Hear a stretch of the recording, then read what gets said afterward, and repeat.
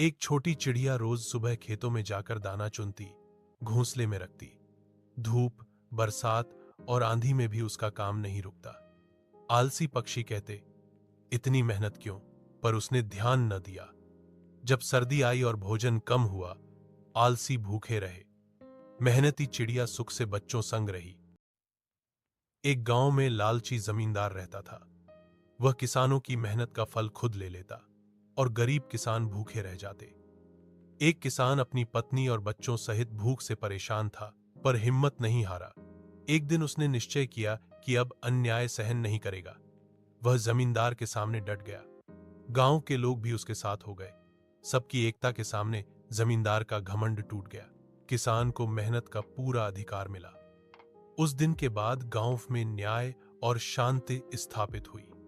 सबने समझा कि अन्याय के खिलाफ आवाज उठाना ही असली ताकत है। रामू एक गरीब किसान था। उसके पास थोड़ी सी जमीन थी, जिस पर वह दिन रात मेहनत करता। सुबह होते ही वह हल लेकर खेत में उतर जाता और शाम तक पसीने से लथपथ हो जाता। उसकी ख्वाहिश थी कि फसल अच्छी हो, ताकि वह अपने बच्चों को पढ़ा लिखा सके। मौसम कभी उसका साथ नहीं देता, कभी ज्यादा बारिश तो कभी सूखा।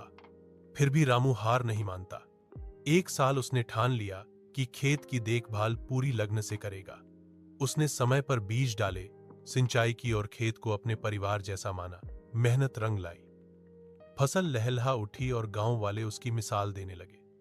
रामू के चेहरे पर खुशी और उम्मीद लौट आई।